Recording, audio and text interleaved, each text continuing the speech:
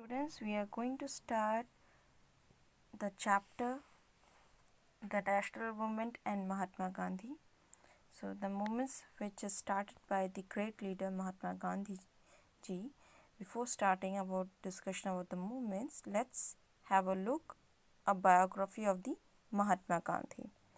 So, as you know, Mahatma Gandhi is known as Bapu or Mohandas Karamchand Gandhi. This was his real name. He was born on 2nd October 1869 at Porbandar. Basically, it is in Gujarat.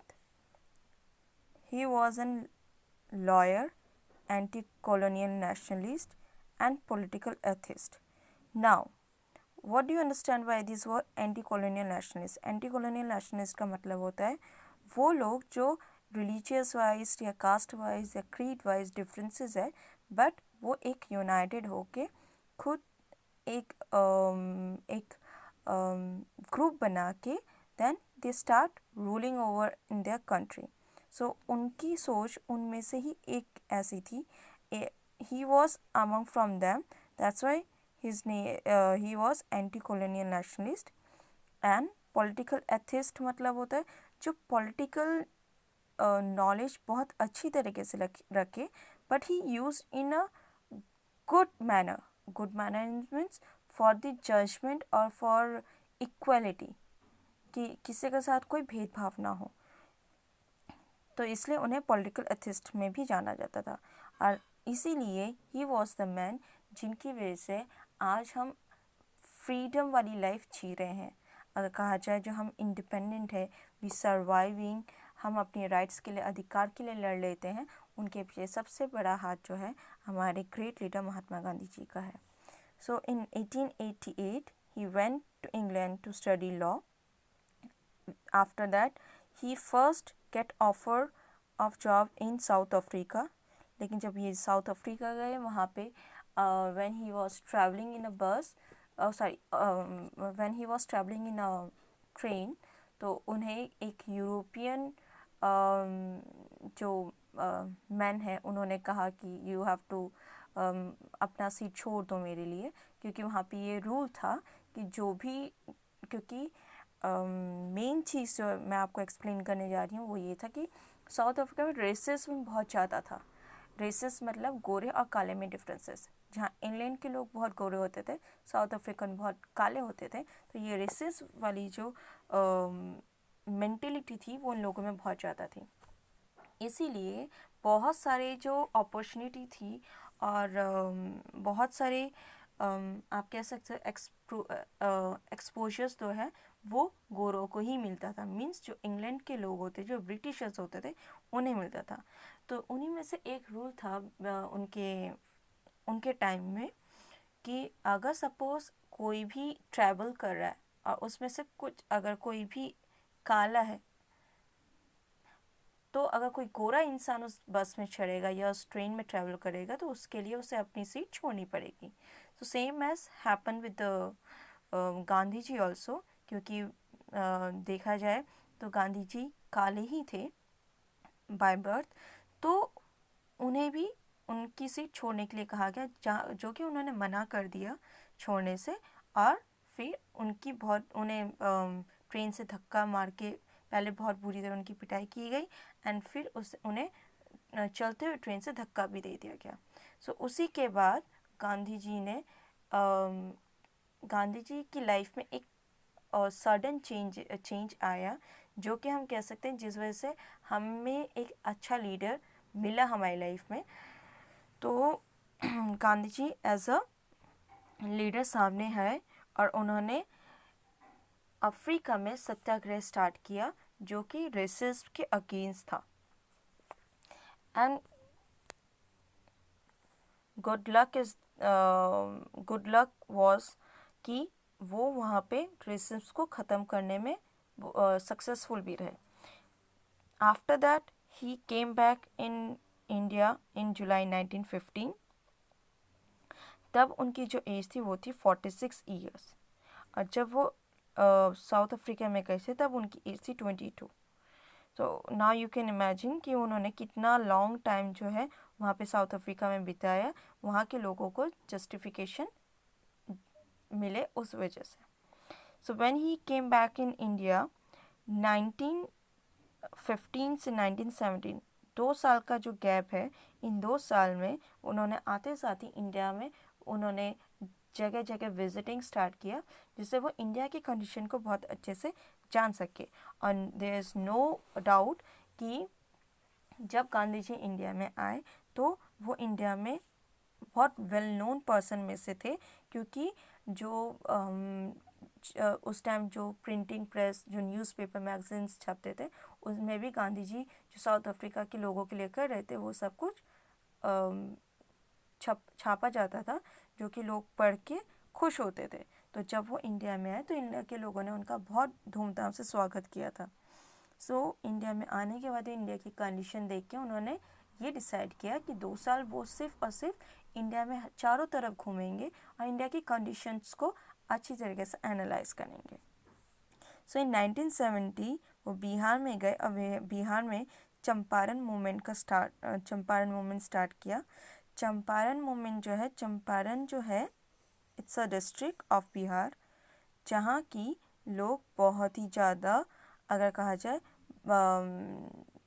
मतलब उनके साथ बहुत ही ज़्यादा torture किया जा रहा था Britishers के थ्रू, ब्रिटिशर्स कर रहे थे।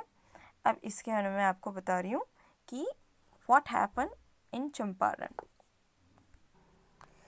So now we are going to discuss about the Satyagraha movement first, which started in India in 1970. So 1970 में बिहार में चंपारण मूवमेंट हुआ। Champaran is a district of Bihar, तो वहाँ पे सत्याग्रह मूवमेंट स्टार्ट किया गया। और ये जो मूवमेंट है वो चंपारण मूवमेंट के नाम से भी जाना जाता है। बेसिकली ये जो मूवमेंट है वो है कि इंडिगो प्लांटेशन के ऊपर है, इंडिगो प्लांटेशन से रिलेटेड है। ब्रिटिशर्स ने देखा कि इंडिगो प्लांटेशंस की काफ़ी डिमांड है और इस डिमांड के कारण ही इन लोग जो है वो इंडिगो ग्रो करने को राज़ी भी थे। और फॉरेन में इसकी डिमांड ज़्यादा होने के मतलब अदर कंट्रीज़ में डिमांड ज़्यादा होने के कारण ब्रिटिशर्स चाह रहे थे कि ये इंडिया में ग्रो किया जाए और इसे बहुत अच्छे दाम में बेचा जा सके। इसीलिए उन्होंने इंडिया के जो फार्मर्स थे उनके साथ एक डील साइन किया, जिस डील का नाम इन्होंने दिया था तीर्थकथिया सिस्टम। तीर्थकथिया सिस्टम मीन्स हुआ कि जितना भी लैंड एक फार्मर के पास होगा उस लैंड का 30% जो एरिया है उसमें वो इंडिगो ग्रो करेंगे and rest of the area they can grow any other crops which they want, लेकिन 30% एरिया में वो इंडिगो ग्रो करेंगे और वो इंडिगो वो सिर्फ और सिर्फ ब्रिटिशर्स को बेचेंगे और ब्रिटिशर्स उसे फॉरेन मतलब अदर कंट्रीज़ में बेचेगी, चाहे वो कितने भी अमाउंट में बेचे। और उस इंडिगो ग्रो करने के लिए वो एक सर्टेन अमाउंट जो है वो फार्मर्स को देते थे। स्टार्टिंग में जो फार्मर्स हैं वो बहुत खुश थे, दे वर वेरी हैप्पी। तो वो एक तरफ से 30% इंडिगो ग्रो भी कर रहे थे और बाकी एरिया में वो अपने क्रॉप्स ग्रो कर रहे थे। But what they observe after few months, they observe that कि इंडिगो ग्रो करने की वजह से उनकी जो लैंड है उसकी फर्टिलिटी ख़त्म हो रही है। और फर्टिलिटी ख़त्म होने का मतलब ये है कि उनके जो बाकी जो 70% लैंड में वो जो क्रॉप्स ग्रो कर रहे थे उसका भी जो अमाउंट, जो ग्रोथ है वो भी धीरे धीरे कम होने लगा। तो कुछ लोग इसी वजह से इंडिगो प्लांटेशंस के अगेंस्ट हो गए थे। सिर्फ यही नहीं, the second reason is Germany ने उसी टाइम एक आर्टिफिशियल इंडिगो जो नील है वो फॉर्म किया था, डिस्कवर किया था, जो कि बहुत ही सस्ते अमाउंट में मिल रहा था। तो इसलिए जो अदर कंट्रीज़ हैं वो जर्मनी से वो आर्टिफिशियल नील खरीदने लग गए थे, जिस वजह से जो इंडिगो की जो डिमांड थी ऑल ओवर द वर्ल्ड वो धीरे धीरे कम होने लग गई। अब ब्रिटिशर्स ने इसी का गुस्सा क्या फार्मर्स पे उतारा कि उन्होंने क्या किया, जितना भी ग्रोथ हो रहा था, जितना भी प्लांटेशन हो रहा था वो उन प्लांटेशन के भी उन्होंने झट से अमाउंट कम कर दिया। तो अमाउंट कम करने से क्या हुआ, फार्मर्स को भी इस बात का उन्हें भी बुरा लगा और उन्होंने भी मना कर दिया कि वो इंडिगो ग्रो नहीं करेंगे। सो एक तरफ वो लोग थे जो इंडिगो इसलिए ग्रो नहीं करना चाह रहे थे क्योंकि उनकी लैंड की जो फर्टिलिटी है वो कम हो रही थी और इसलिए उनके जो अदर क्रॉप्स है वो भी ग्रो ढंग से नहीं कर रहे थे। सेकेंडली जो राजी थे तब भी करने के लिए, उन्होंने मना इसलिए किया क्योंकि उन्हें उस इंडिगो प्लांटेशंस की जो अमाउंट डिसाइड किया गया था वो उतना ब्रिटिशर्स उन्हें नहीं दे रहे थे। तो इसी वजह से वहाँ पे गांधी जी आए और गांधी जी ने पीसफुली एक सत्याग्रह स्टार्ट किया और even in the same year he establish Sabarmati आश्रम इन गुजरात। सो इसके लिए फोर्थ उन्होंने क्या किया, उन्होंने अपने साथ कुछ लोगों के ग्रुप को ले जाके वहाँ पे सर्वे किया और सर्वे में उन्होंने लोगों से पूछने लगे कि उन्हें किस टाइप की प्रॉब्लम्स हो रही हैं, क्या इश्यूज आ रहे हैं इस इंडिगो प्लांटेशन में। तो वो उन्हें बताने लगा और उसके साथ उन्होंने उनके फिंगरप्रिंट लेके वो सारा कुछ वो इकट्ठे करने लगे। तो ब्रिटिशर्स को ये बहुत इलीगल लगा, मतलब विदाउट आस्क देम कि गांधी जी ने ऐसा सर्वे क्यों स्टार्ट किया। तो उन्होंने उस चीज़ को देखते हुए गांधी जी को जेल में बंद किया। लेकिन वहीं पे जो वहाँ के जो कोर्ट था जहाँ उनका मतलब उन्हें ट्रायल के लिए भेजा गया, तो वहाँ पे ही एक्सेप्टेड कि उन्होंने जो किया वो गलत है, लेकिन उन्होंने वो मेजर रीजंस भी बताए जिसके तहत उन्हें छोड़ दिया गया जो बिहार के कमिश्नर है उनके कहने पर। तो उन्होंने फिर से अपना सर्वे कंटिन्यू रखा क्योंकि तब उन्हें परमिशन मिल चुकी थी और उस सर्वे के बाद उन्होंने वो पूरा फाइल जो है वो ब्रिटिशर्स के जो हेड है उनके सामने रखा, उस टाइम जो बिहार के हेड थे उनके सामने रखा और उन्हें ये चीज़ जस्टिफाई भी लगा कि हाँ ये गलत हो रहा है। तो इसीलिए उन्होंने एक कमेटी बिठाई और उस कमेटी का नाम चंपारण कमेटी दिया गया। उस कमेटी में उन्होंने इन सब चीज़ों के बारे में डिस्कस किया और वहाँ पे चंपारण एग्रीरियन एक्ट पास किया गया, जिसका मतलब ये था कि जो 3 कथीय सिस्टम है उसे बंद किया जाए। So it happened on 4th March 1918। So I think now it's clear to you कि चंपारण मूवमेंट में क्या हुआ था। I know it's not related to your syllabus, but still I have explained you this story so that you can understand why Gandhiji put himself in the Indian movements। क्या reason था कि वो एक as a leader हमारे सामने हमारे देश में हम लोगों के लिए खड़े हुए। So now you have observed that this Champaran movement had started in 1917 and it's get over in 1918। So लगभग 2 साल लग गए इस एक मूवमेंट को, 2 साल नहीं 1 साल। So now we are going to start about Rawle Act। Rawle Act जो कि 1990 में स्टार्ट हुआ था। Rawle Act जो है वो आपके Anarchical and Revolutionary Crimes Act of 1919 के नाम से भी जाना जाता है और ब्लैक एक्ट के नाम से भी जाना जाता है। इसे पास किया गया था by the imperial legislative council in Delhi on March 21, 1990।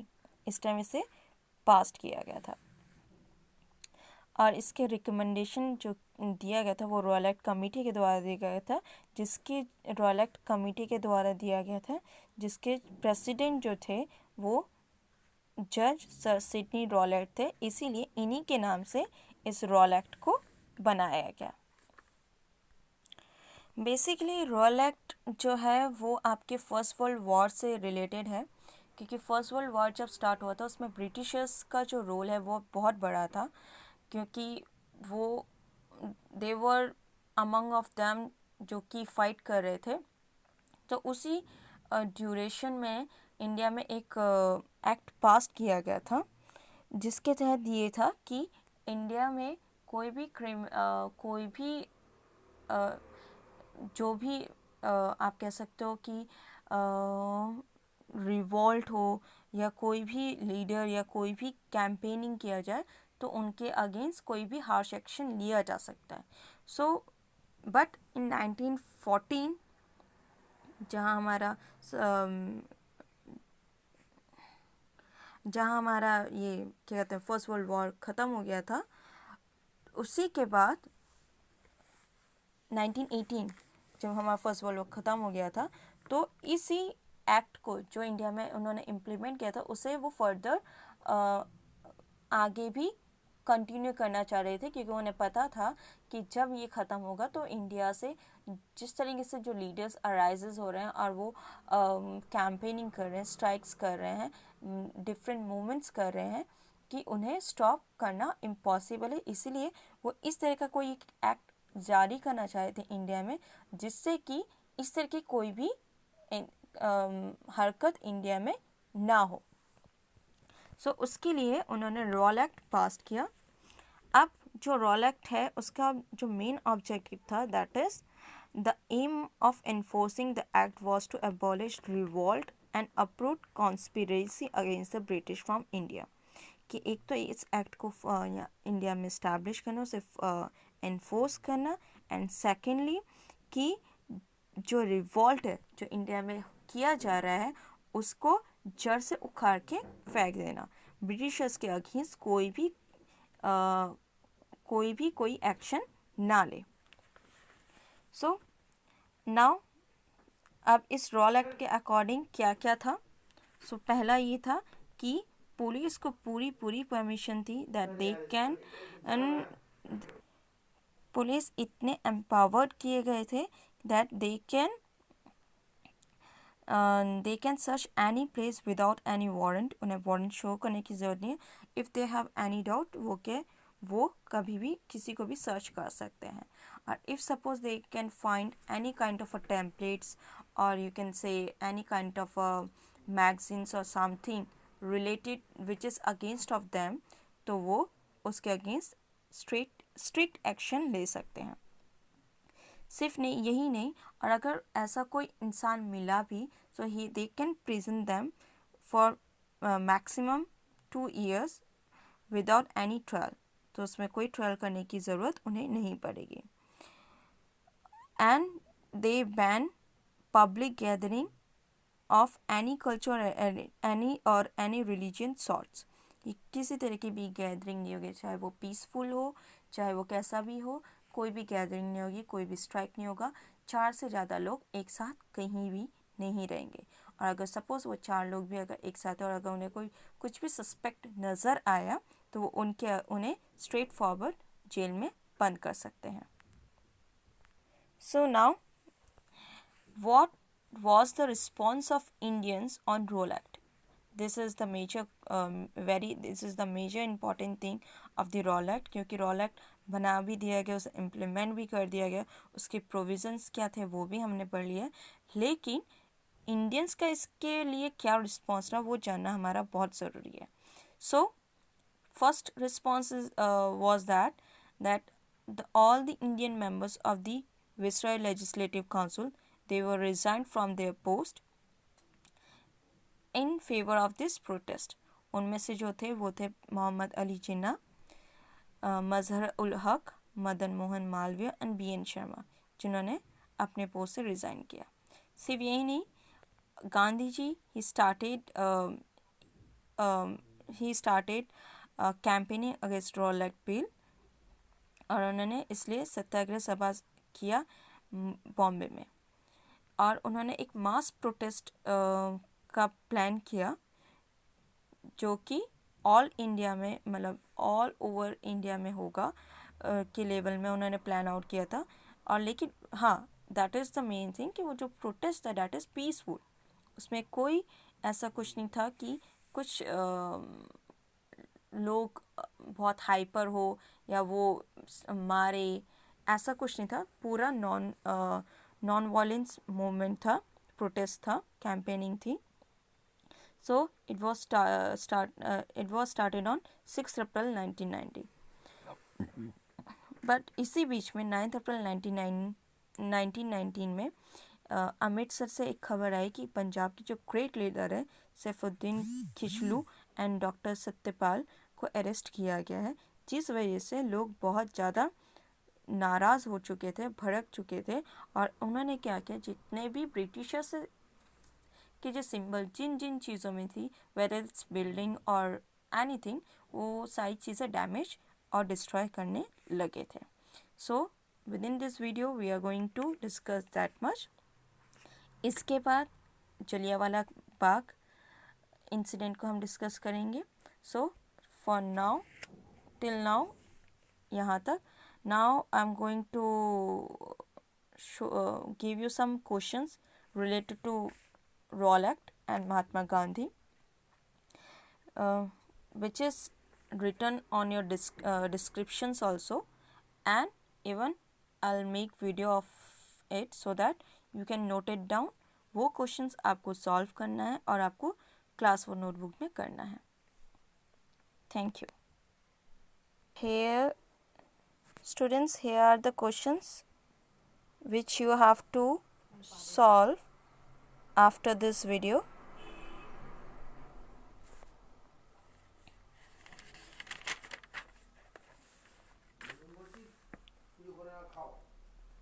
So this you have to solve and write in your notebook.